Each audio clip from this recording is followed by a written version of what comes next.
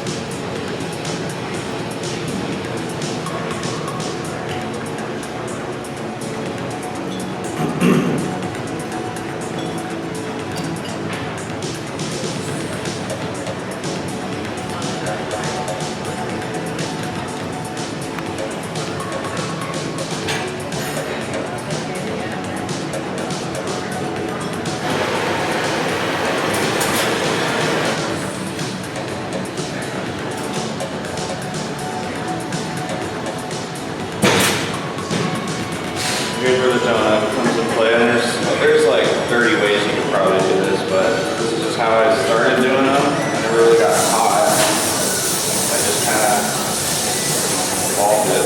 But I feel like this way makes sense for me, because I've heard of friends just telling me, oh, why don't you just take your tungsten and just push it. But at this point I found out that even if it is a little thick or thin right here, you can kind of tell from this step. See like how much material I'm actually working with. If I need to remove any if it's a little thick.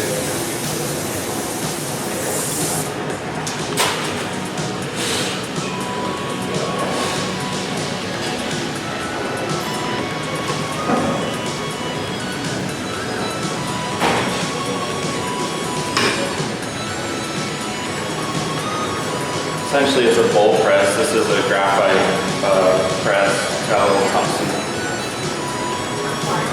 tip on it. Pretty much go right in the middle. That's why these transparent colors help you kind of see exactly where it's going.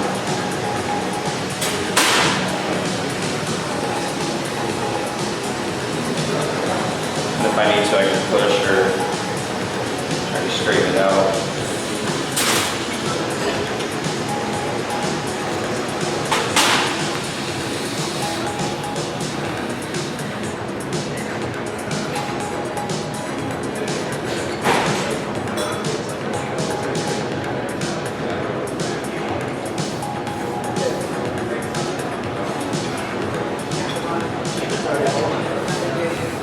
Yeah, there's a hole on this side.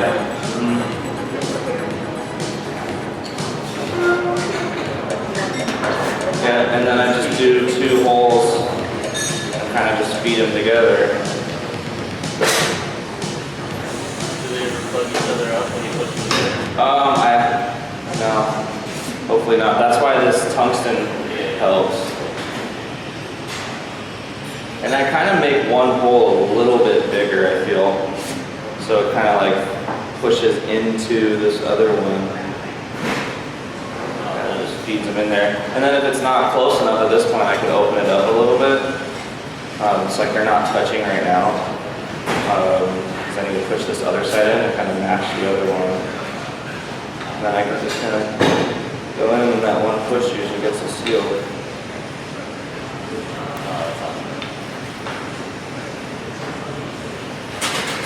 And if you need to, like reamers, you can like feed it and push it open.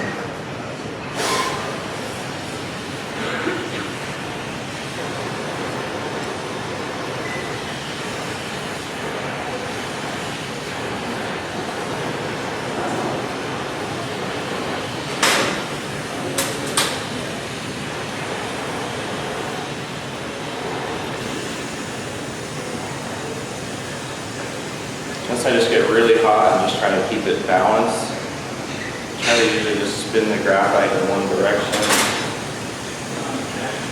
or even symmetrical type of way. 2 ways one way, 2 ways the other way.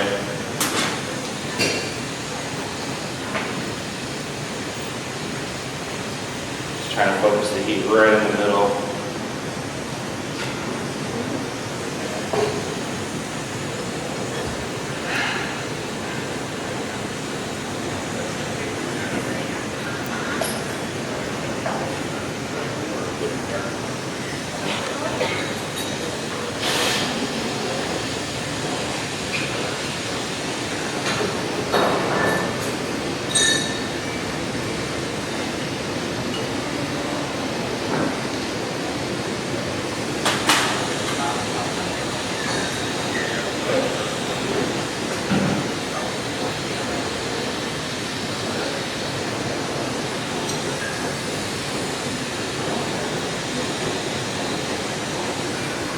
I do donuts for breakfast. That's the best thing. Yesterday was donut day. And hot.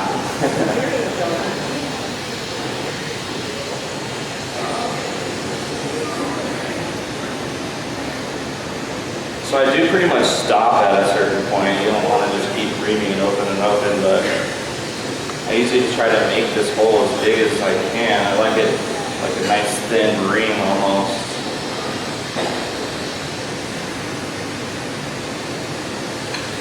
And then even if there's a little dip, I can go back in there and tighten it all up with the hand torch. That's like pretty good. That's where I was going.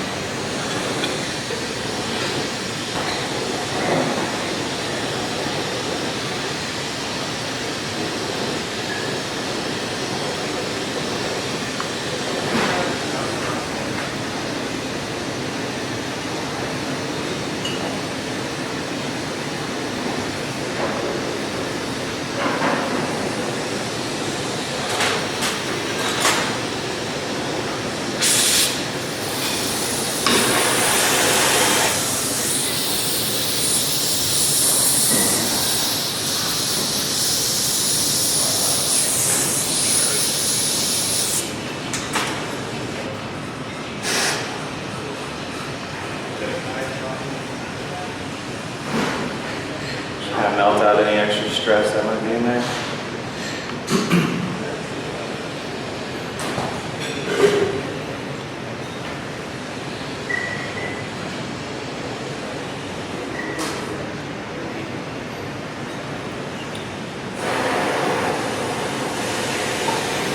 Alright, so the head's done. I have the beak in the kiln. It's ready to go. I'll stick the beak on and I have the body pretty much already made. I would only just tighten up the back end. And once that's made, I can put that in the kiln and work on the next pieces.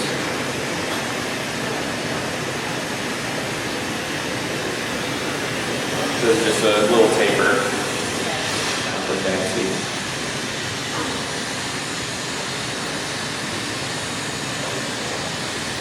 I started doing these hollow, and they were just more tedious and just like, they would manipulate a little more. So I just then started doing them solid and haven't gone back.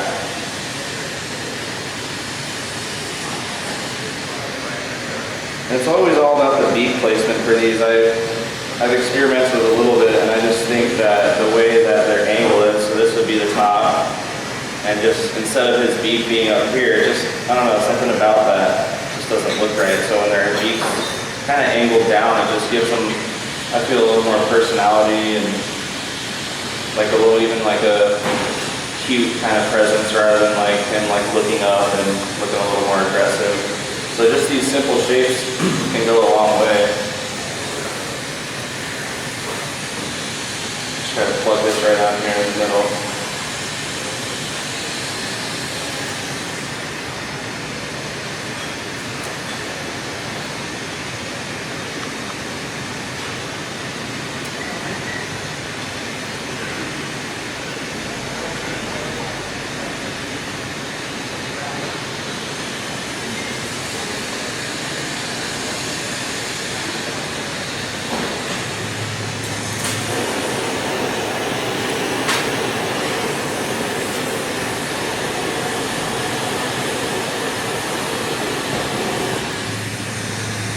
And I add the little creases for the separation in the lower part of the beak.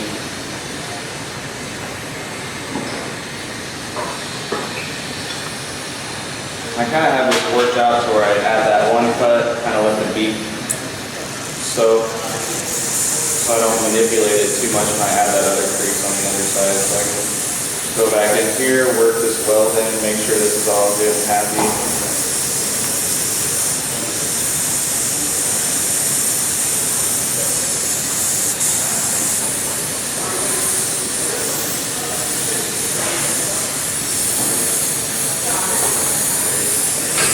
Especially this bottom part, I've had issues with these beaks. Big discs like this, and little attachments, and flashing in and out and around, and these extra creases in there.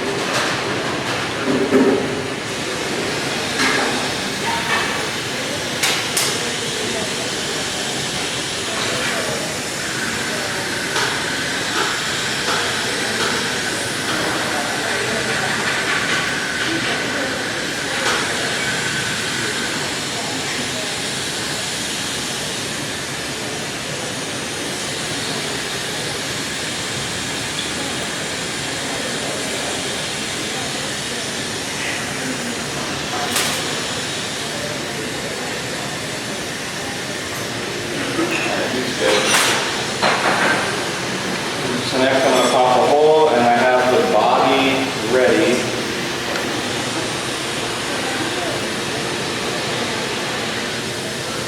And these shapes kind of came about just by wanting to make a really functional piece also, and make like something that still looks really appealing and was fun to make, that wasn't, you know, just like a standard wine goblet or a standard pipe. So I wanted to elaborate those and make them more fun, add more personality and style to it, rather than just like color patterns or things like that.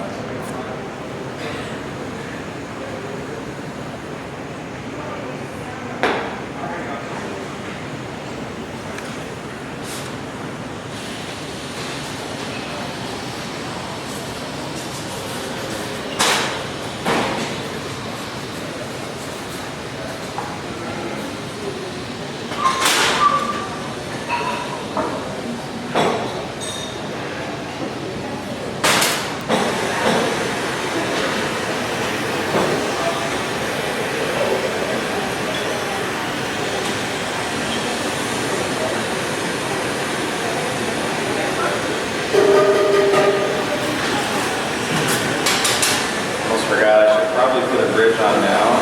Oh, it's all hot. Okay.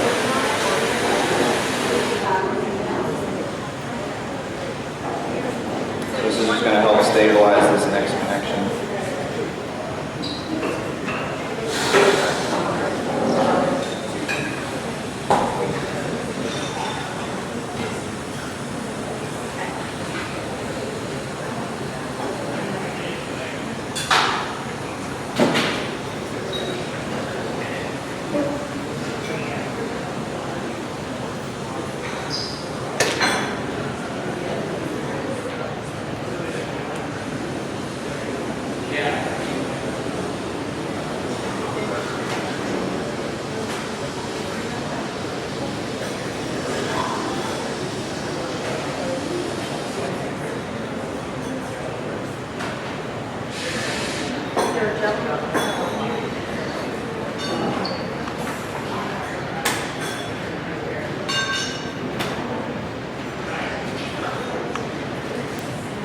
So the body already has the little joint in it, because that would be also pretty techy and tedious at this kind of demo right now. So I honestly wanted to just get to my character and just show you how big, and just doing some of these connections just back to back is pretty important also. I started tilting the heads a lot and just playing around with them a lot more.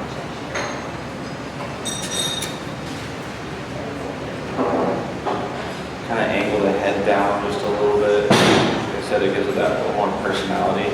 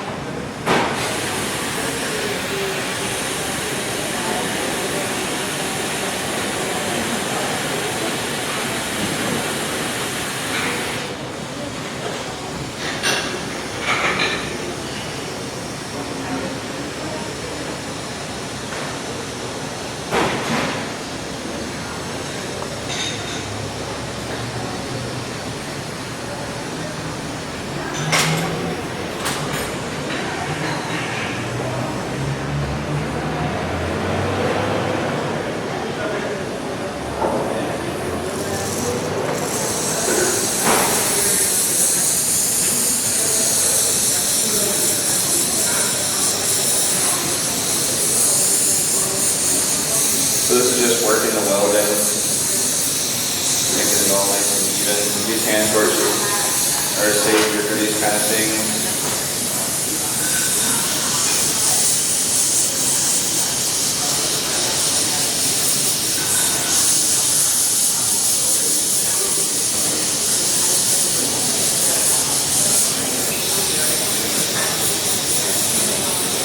This color is a little sensitive, so I don't want to like really speed it up too much. I kind of want to just take my time.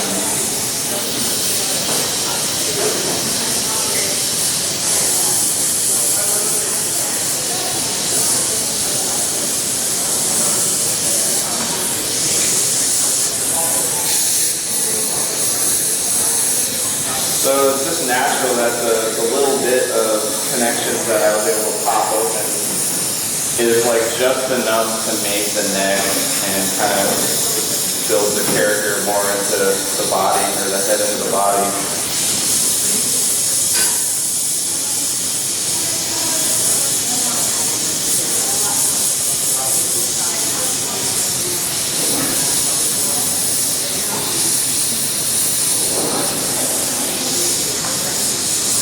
You can open it up, make the neck a little fatter if you needed to, make it a little skinnier. So those tiny little adjustments go a long way.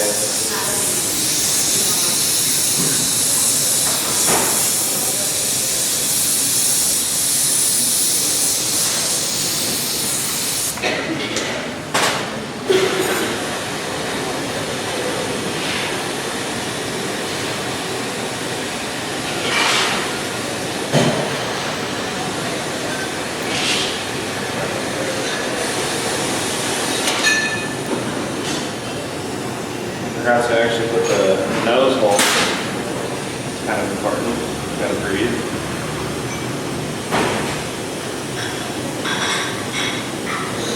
So that I've just used these jacks, and it's kind of like a good marker.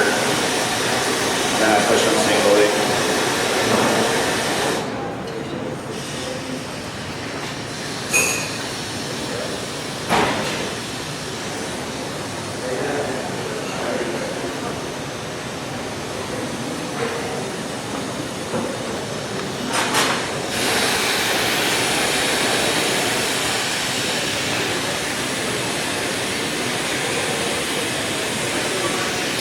This is just a little minor detail I've always added on them. It's just even when I drew them originally, they had just this little kind of indent right here, and I feel like that really builds a lot for him. It's so subtle, but it's kind of like a little thing I've always done.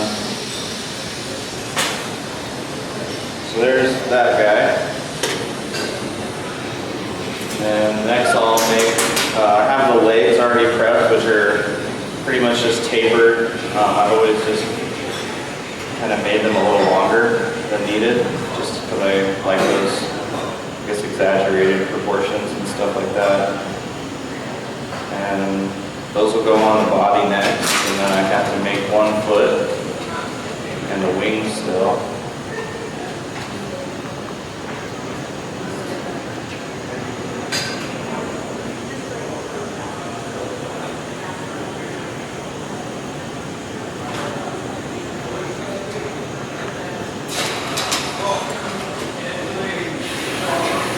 Tighten up this back edge here. Just kind of tapers it down.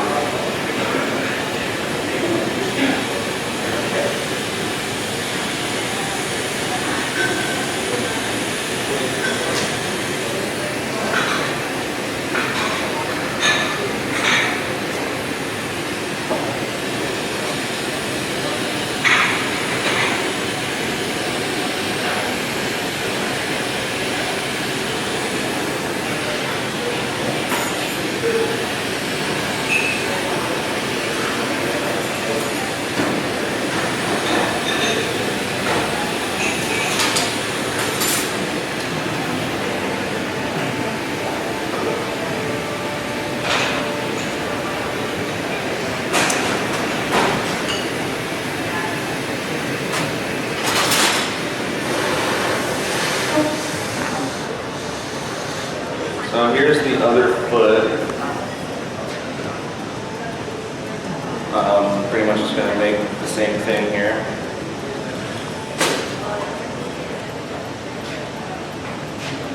I already have the gather, so I don't have to sit here and gather it.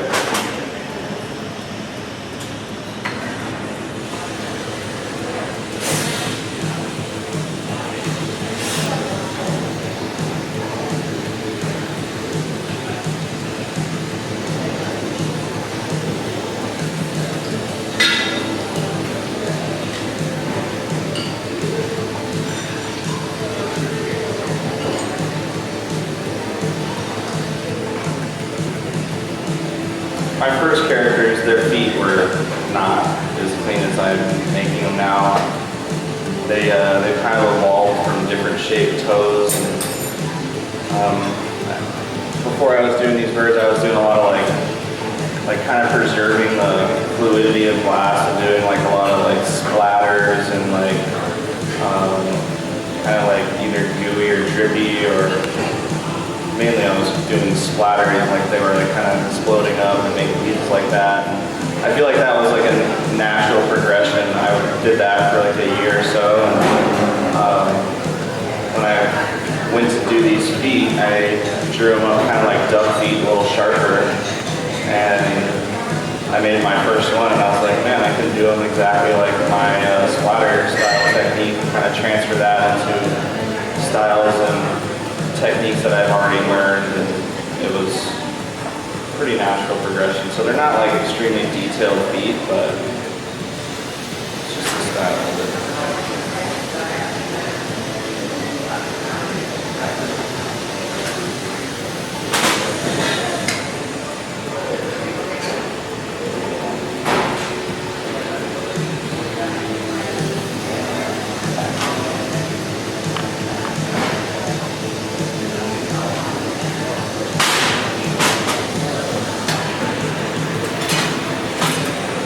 Sometimes it presses out a little weird.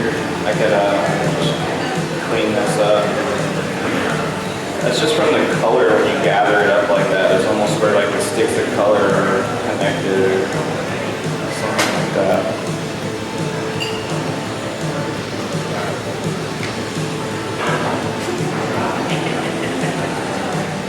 Also tightens it up.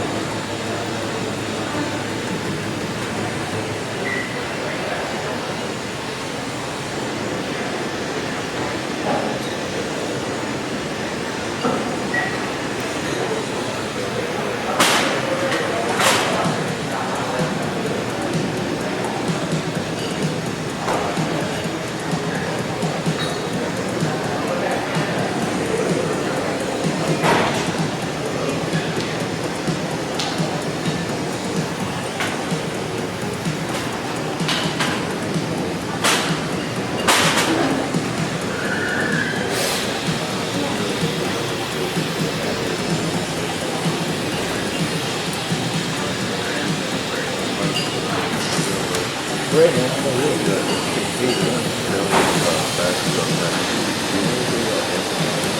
I go a little bit smaller.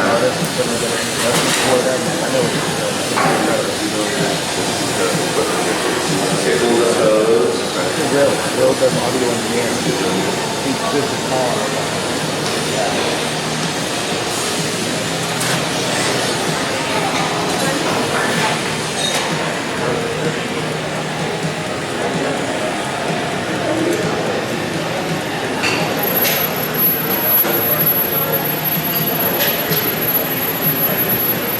Just make sure that I separate them after that cut. That's where a lot of problems usually occur. It's kind of round out. Kind of shapes the center toe a little bit too. Push the material in there.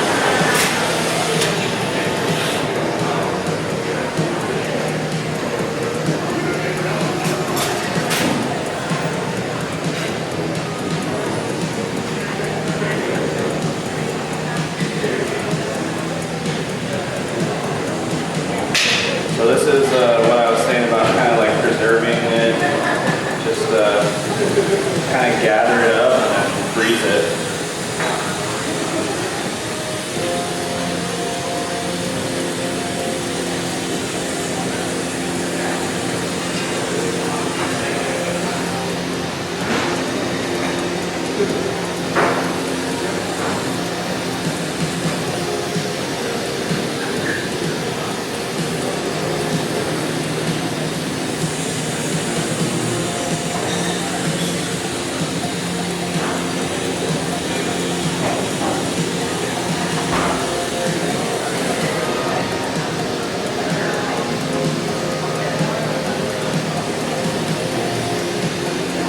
Droop it down so it has a contact point.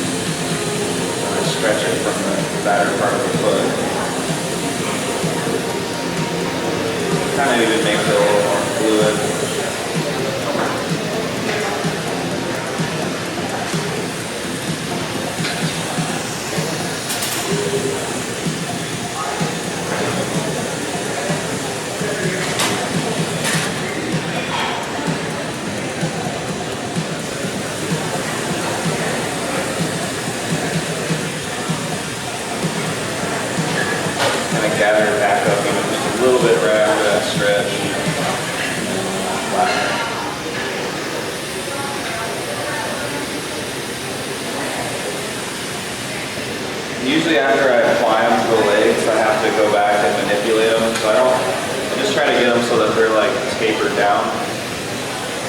Usually has like the 3 contact points once the heel's kind of down.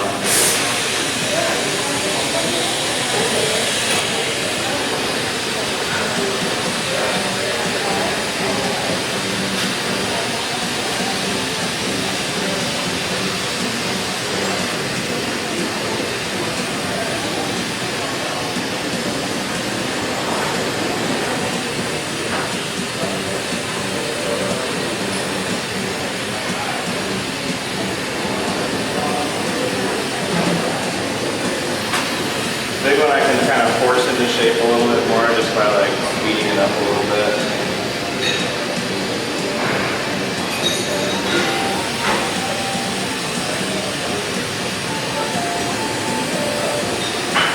Kind of thickens it up a little bit.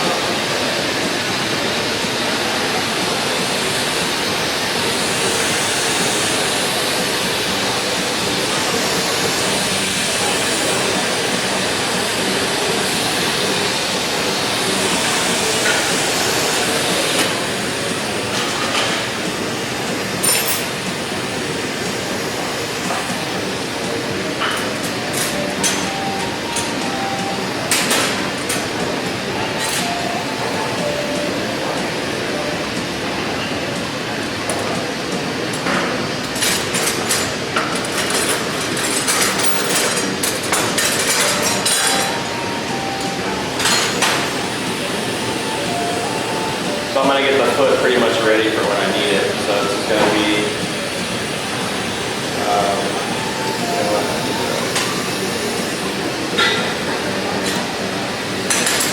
a little smaller plenty, so I'm going to need to bridge them.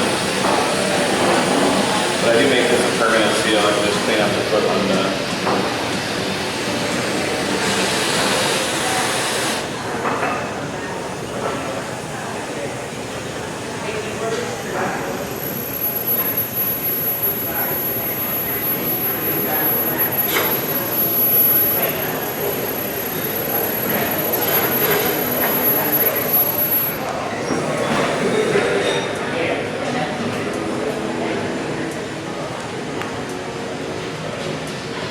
Square the back end and flip it.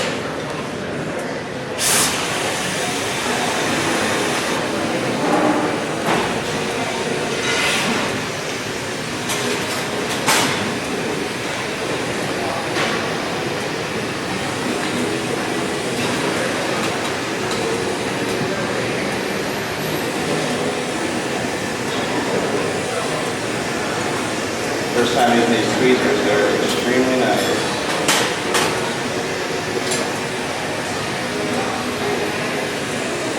What's awesome about the gas conference, I go to the tool tent, got all kinds of cool new tools.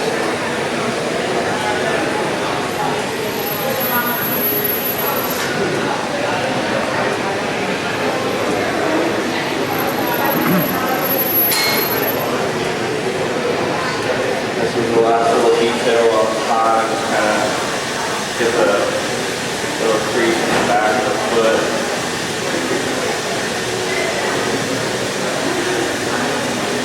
Pretty much sits right now, but like I said, the toes usually move on the next connection on that part.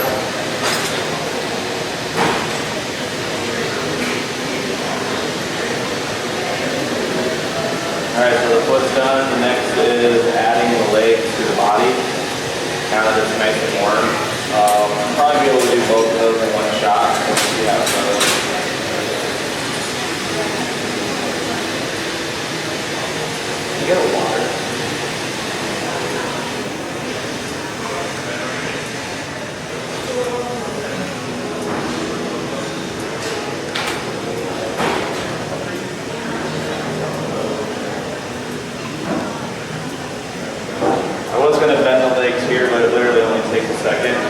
tighten up this other one, but these are the legs.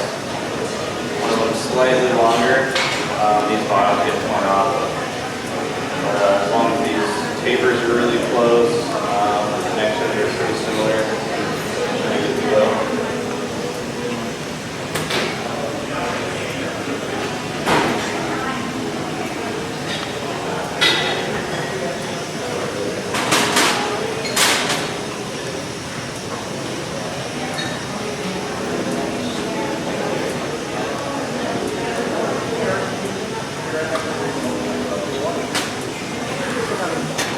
Oh, perfect, thanks.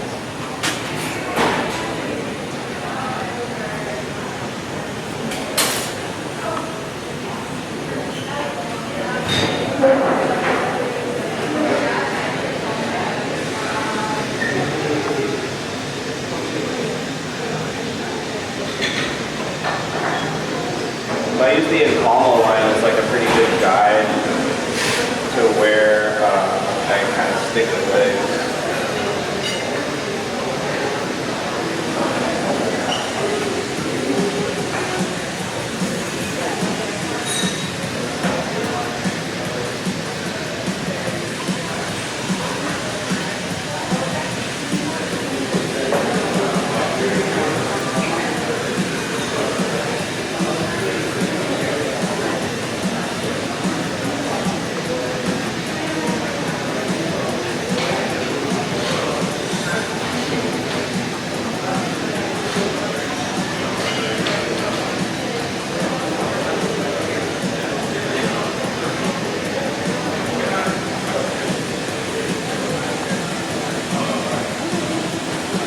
I usually try to make sure that these connections are pretty solid for doing these kind of moves. I usually have to come a little closer to it.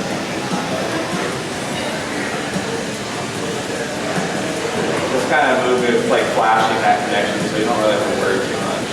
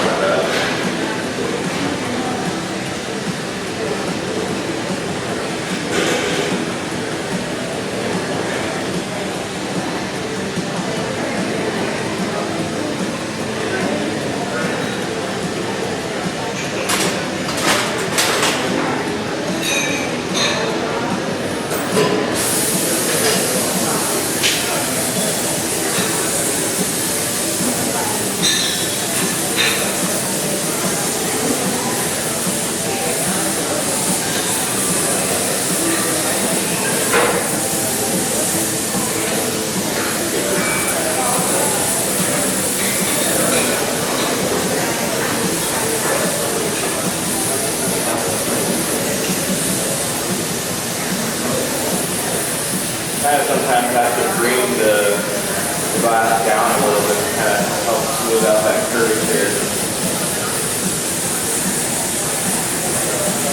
Kind of just float that paper in a little nicer.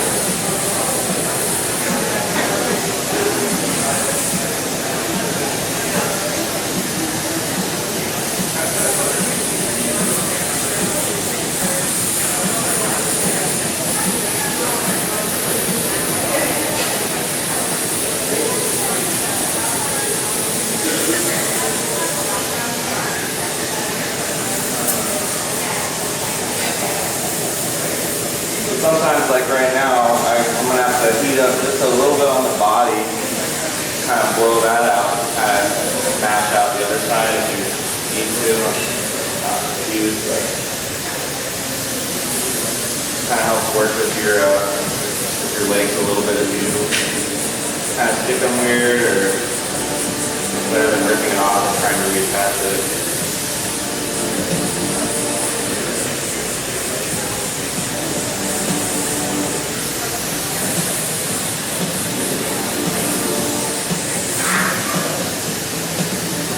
That's definitely one thing I was striving for, is getting these legs like that nice taper to thick to thin.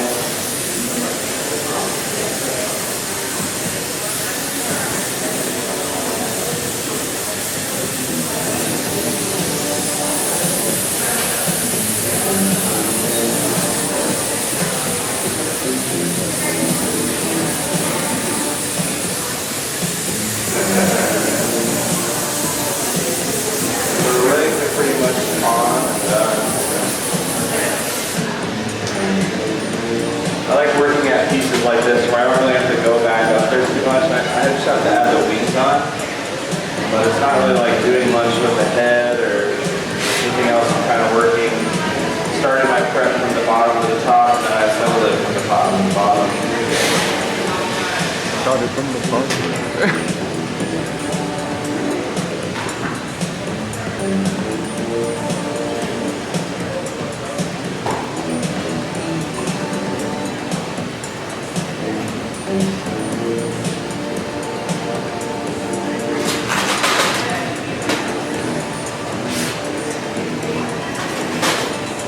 This is where, if the legs are, I just make sure that those tapers are pretty symmetrical, and then this, I can like kind of make the right size here. There's extra material.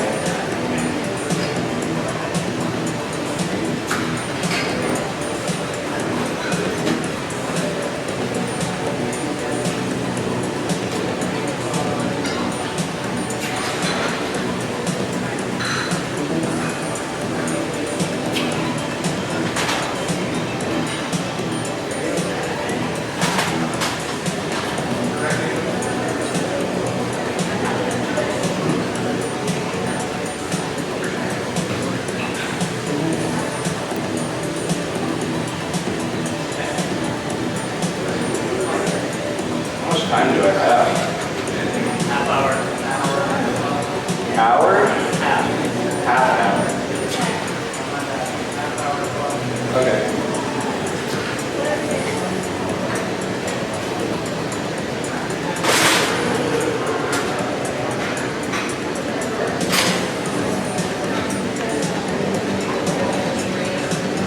So this little bridge that I put previously, I try to line them up so that it's like pretty good to even rest the piece on it, so it's kind of hovering. So when I do moves like this, I don't have to sit and hold it. Just shocks it. It's been out for a while.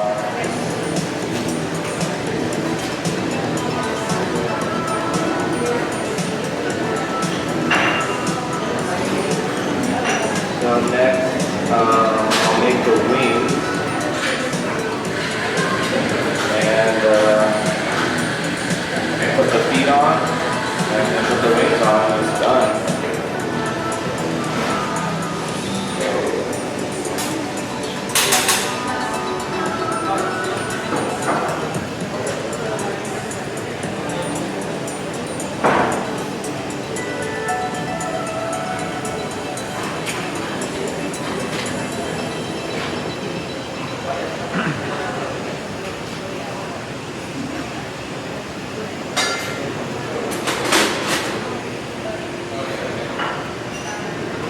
So this bird is a funny bird. I just, like I said, kind of came up with it, and I just kind of like the proportions. Kind of even came for me doing even a little more graffiti at the time, and I was doing my little hand signature, signing my name, and it ended up developing into this like bird skull. I was even making and painting bird skulls at the time, and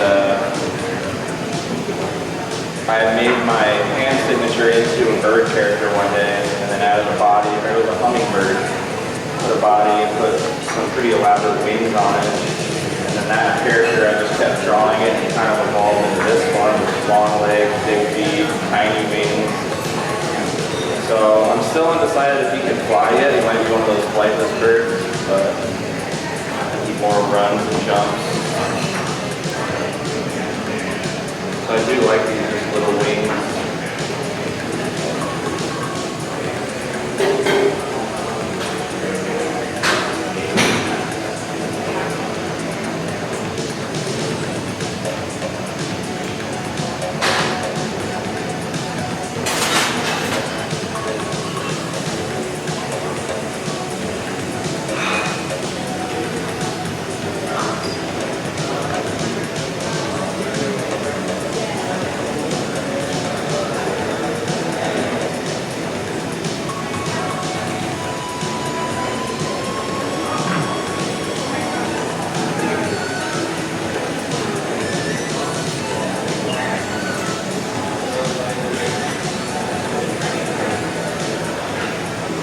is this going to be a functional bird?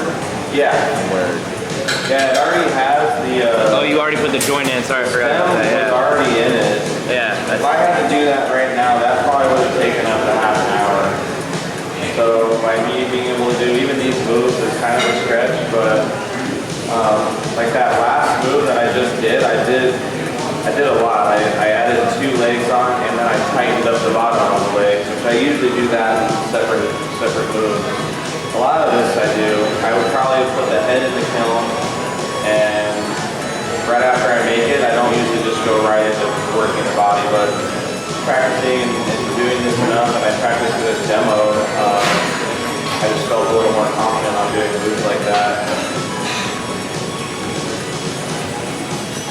So the wings, I might do them 2 at a time, but the foot, I'll probably do 1 at a time, depending on how the first attachment goes.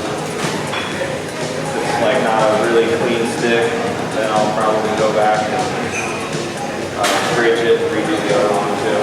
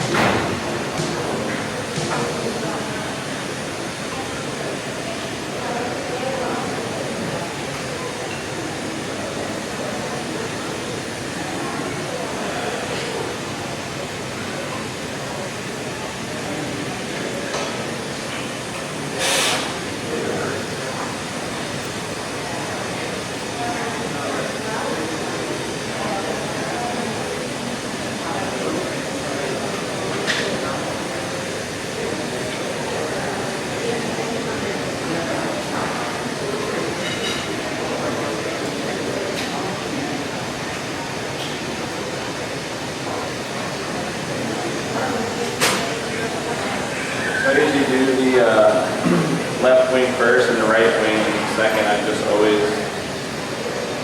just done it like that, and then I attach them kind of in that order too.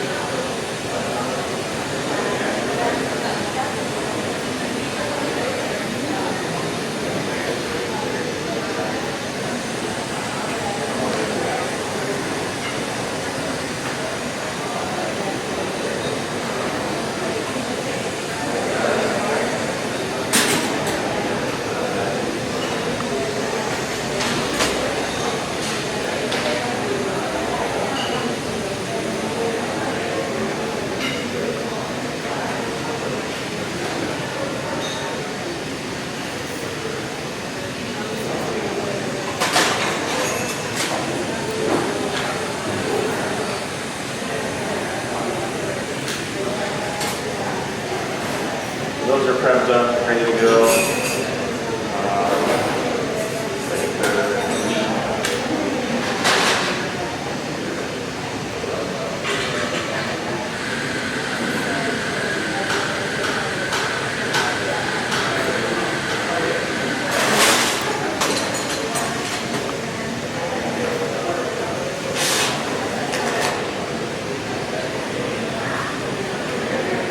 I usually do when I do symmetrical connections, I'll usually like start with the bird facing away from me so that when I do the next connection, he's actually facing me.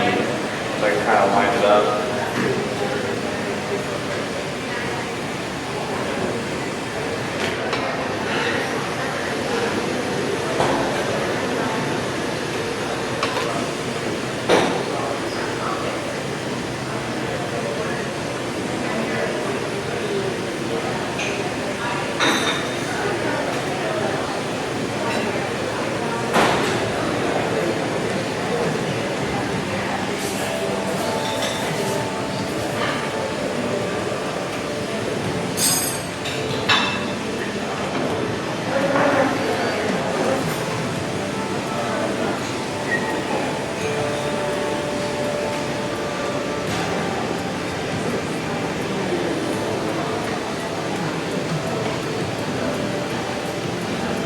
give him like a wide stance, bring his feet out, while kind of shaping and pulling the legs that tension takes back,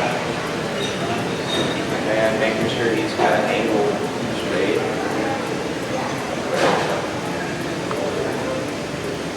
So I'm going to do these two at a time. Just don't want to ruin this one. I'll just swing this bridge over here.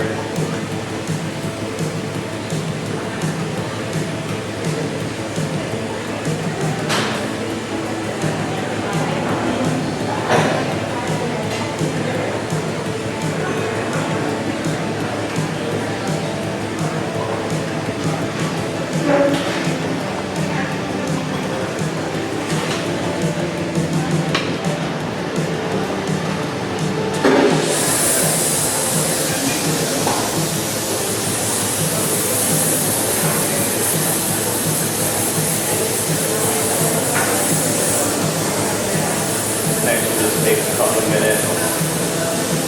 You guys can enjoy the rest of your croissant.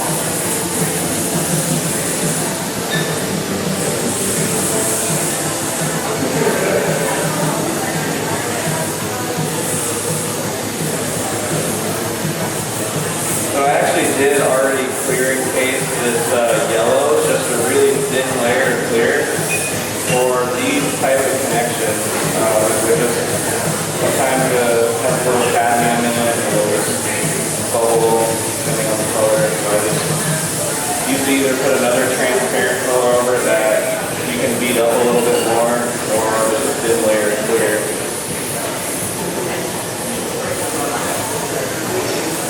And this connection I like as close as I can get to the toes without like really moving them around too much. It's rigid, but it's kind of there now.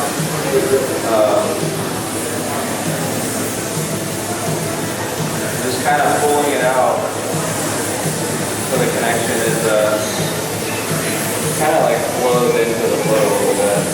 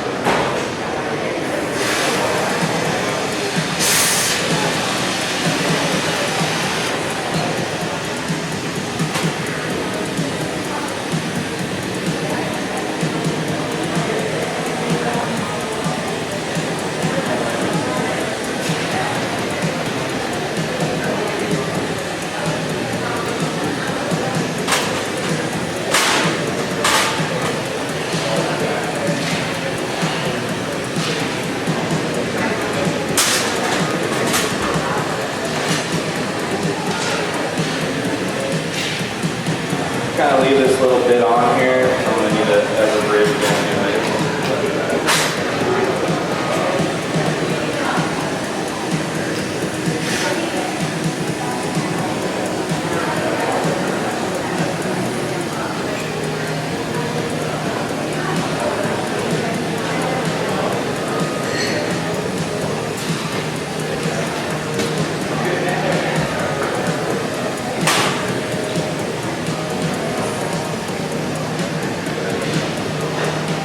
Box for a little bit.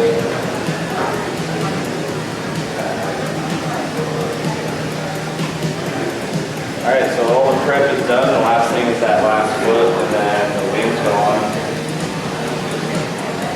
That's that. Now. Yeah.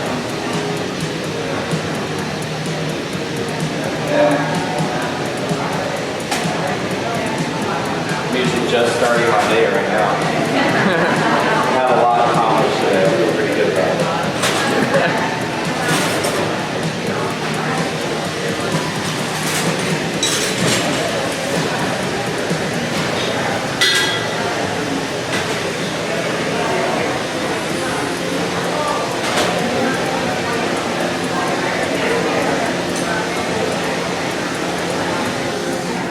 this is one of the last steps. I'm not trying to rush this. So if there's any other questions, Alan can answer.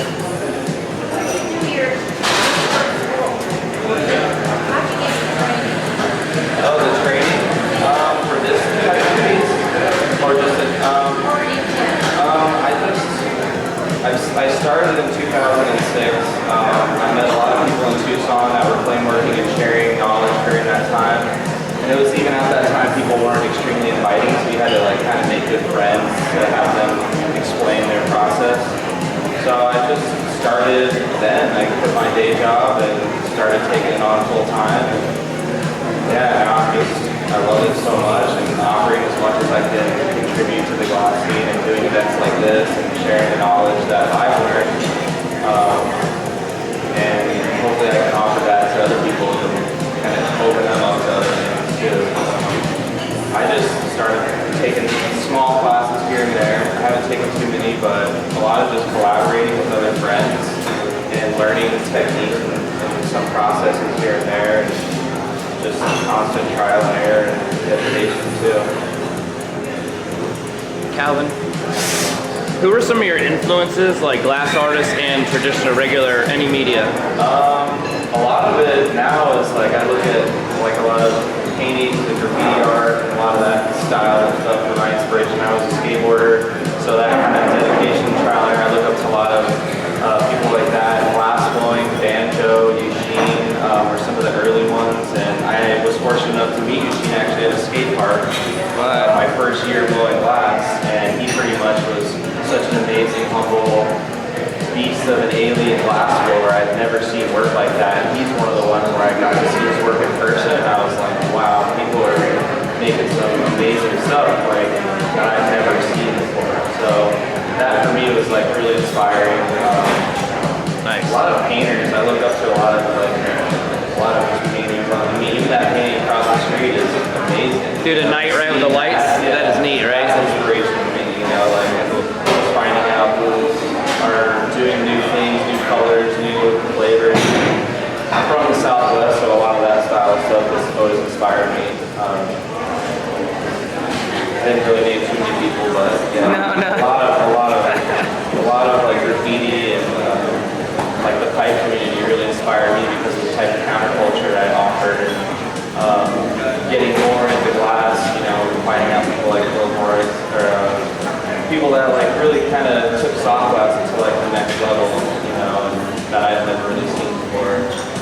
Really opened me up. And I have only had a small amount of hot shot time, and I really want to start experimenting a little bit more and doing some even larger scale pieces that are kind of a little more forgiving, I guess, as you're assembling. Because some of these, you know, I want to take these pieces bigger, but there's some components I think will give me a little struggle unless I'm not building like a mold or anything else to just kind of help it out, you know. So this year I am planning on trying to do some Boro curves that are full size, like that big. So I've already started on some parts, but I need to get the right tools for doing some of those things. But Do you pull up those pieces out of a furnace to get that scale? Out of the furnace, all right, yeah. cool. I figured. Awesome. Are you gonna come to Melt and skate with Eugene? I do want to go to that. All right. It's really fun.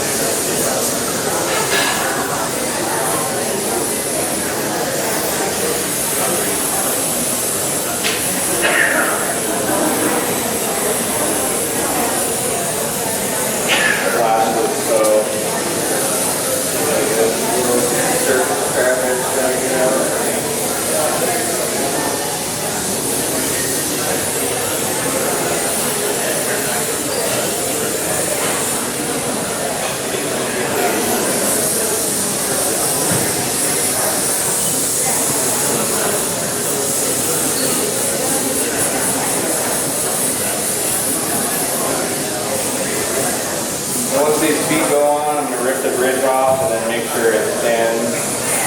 I usually have to just shape the clothes down and then bend the back heel down and make it sit straight flat.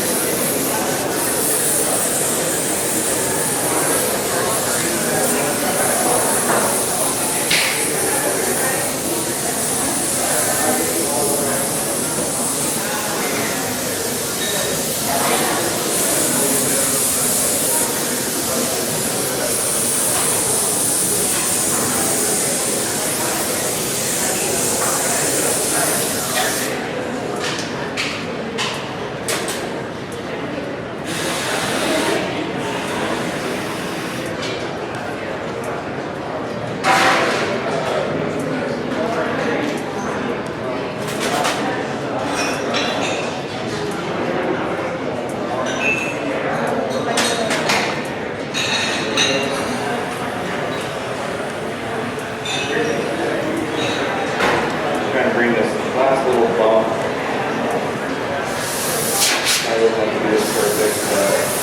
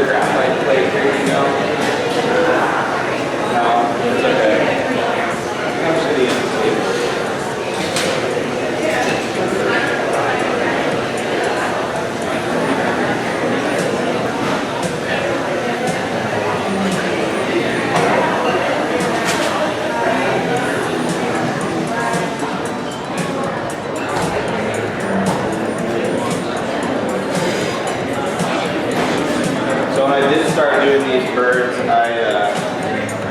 like probably 7 or 8 years ago, I made a bird skull. And I literally just saw this point, something like this. It was a piece of white tubing. And I had seen bird skulls around, and hummingbirds are pretty awesome and huge in my life, as I like to think. But I was kind of drawn towards those. I just started with a taper like this, kind of just pulled it too deep, and then just popped 2 holes, and started playing with I was doing solid sculpting. So I think the solid sculpting kind of transferred into me wanting a little more of a challenge. It's kind of one of those things where you can't really do too much until you pass a certain point, and then it's kind of like you can't really mess with it or try to re-sculpt it because it's a hollow form. The hole's already popped, you don't really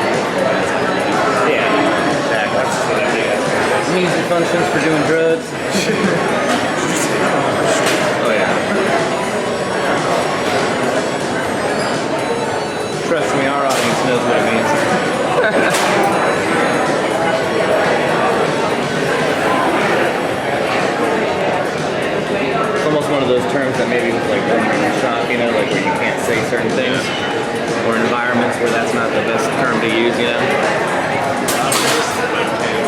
Yeah. Nope.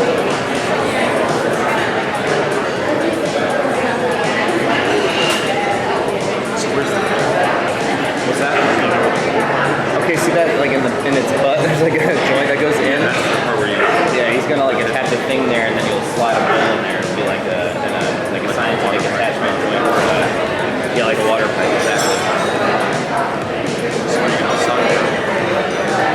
That's a good question. I think you might pop a hole like where the blow tube is, so you like smoke it out of the top of its head. And then it like the smoke will wrap around. Yeah, exactly. It'll go in its head and then do its butt.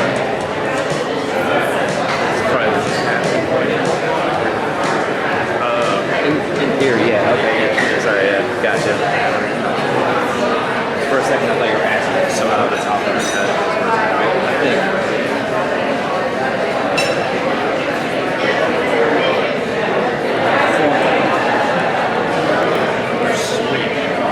This works incredible, man.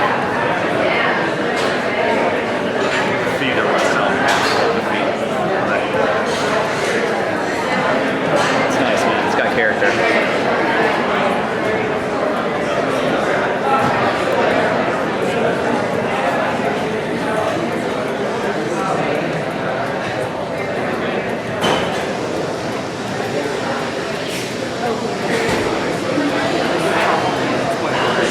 So I just use this bridge that I have to kind of make a kind of a makeshift one on the fly. It doesn't need to be crazy.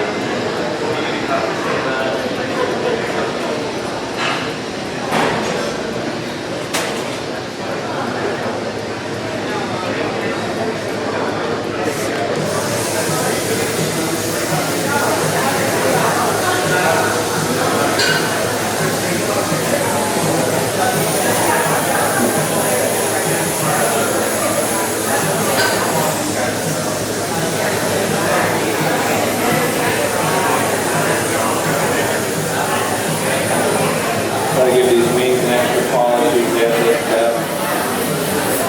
Just reshaping all over the body.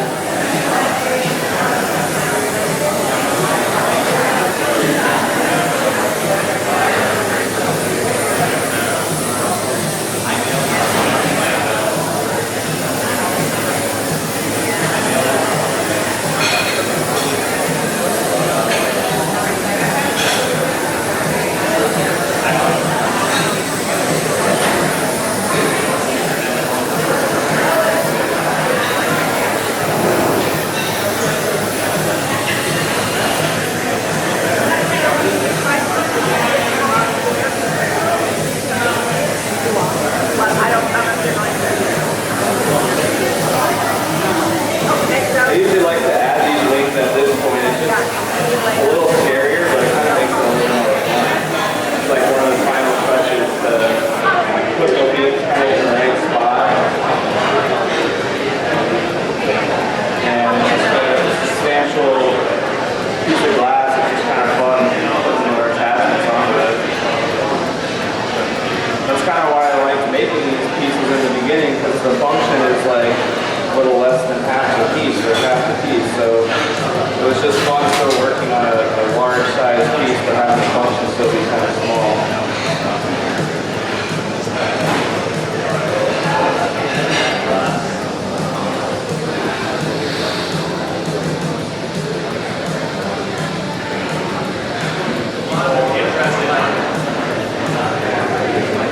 Hopefully I can pop this thing off here.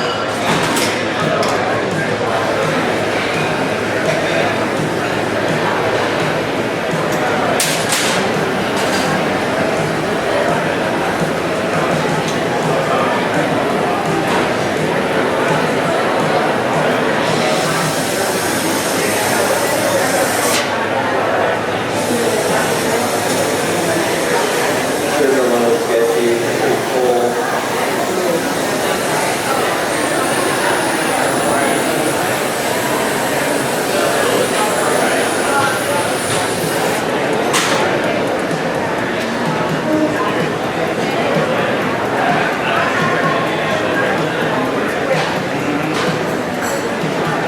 Alright, that was